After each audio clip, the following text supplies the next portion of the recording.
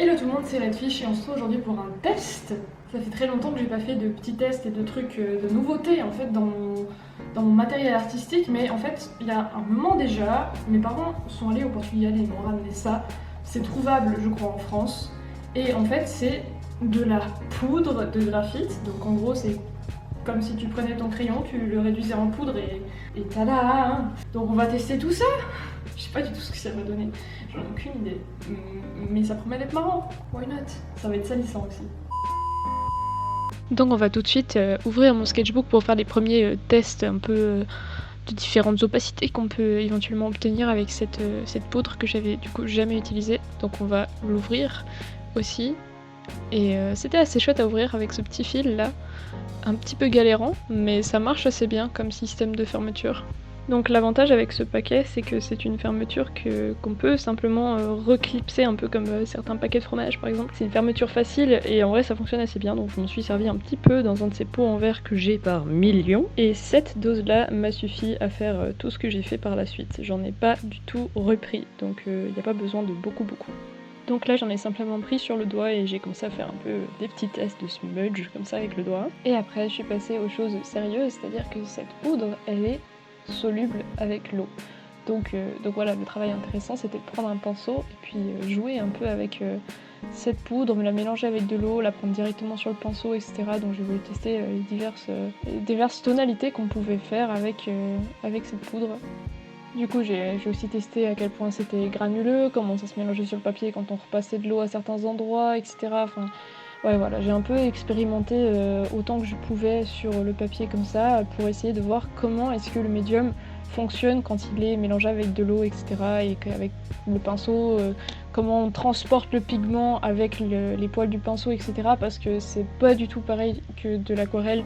Ça fonctionne pas de la même manière. Je crois qu'il y a quelques aquarelles qui sont grumeleuses, qui ont à peu près cet effet-là, mais on voit vraiment que c'est pas de l'aquarelle. Et là, j'ai testé vraiment le plus foncé que je pouvais faire avec le graphite, et ça donne vraiment une superbe couleur. C'est pas du noir, ça se voit pas tellement à l'écran, mais ça fait un anthracite brillant là, c'est magnifique. Je suis absolument fan de cette couleur, et j'avoue que j'ai beaucoup aimé jouer avec ces trucs, même si bon bah y a rien de artistiquement parlant dans ce que je viens de faire.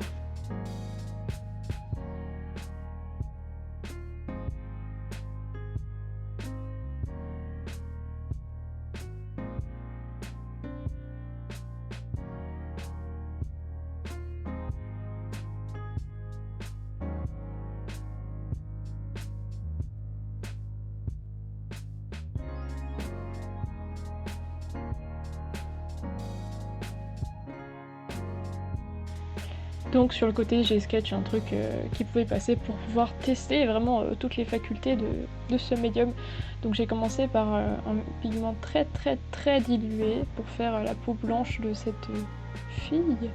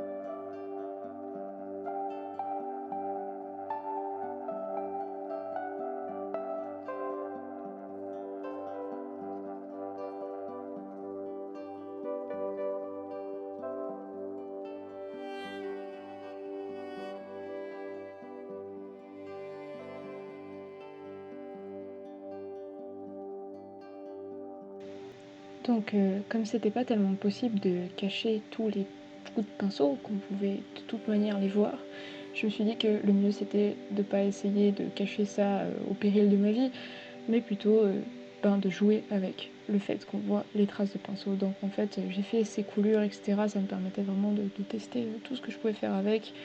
Les yeux ils sont vachement brumeux, j'aime beaucoup ça et finalement c'est un peu le médium qui veut ça, mais c'est top, c'est vraiment exactement ce que je voulais comme effet, donc c'est vraiment cool. Donc j'ai joué en fait avec les coups de pinceau, j'ai joué avec la texture du serpent, des cheveux, etc.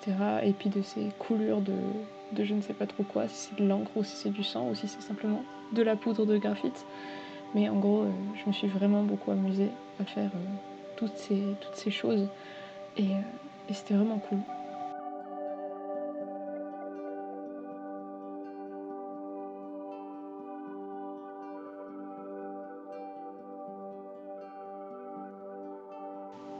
Le seul moyen que j'avais pour rendre vraiment les cheveux du dessus opaques comme je les désirais, c'était d'aller dehors et puis de sprayer le dessin avec une bombe de fixatif. Le mien c'est de la marque Lasco, mais n'importe quel fixatif suffit. Il y a même des gens, je crois, qui font ça avec de la laque, mais je ne saurais vous conseiller sur ce domaine. Et en fait ça m'a permis de mettre une couche par-dessus sans enlever celle du dessous, en fixant simplement. Et je vous conseille de vous munir d'un fixatif si vous travaillez avec ce genre de médium, que ce soit le fusain, des crayons très gras ou de la poudre de graphite, parce que sinon vous allez en foutre partout. Voilà, c'était le conseil du jour.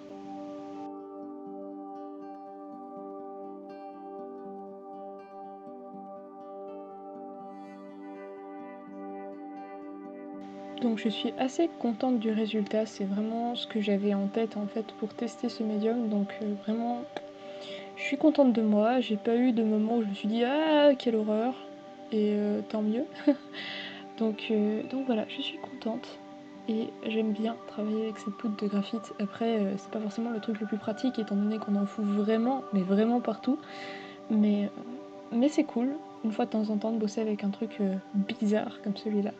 Voilà, j'espère que cette vidéo vous a plu. N'hésitez pas si vous voulez poster un petit commentaire pour me poser des questions ou bien simplement me dire un petit coucou.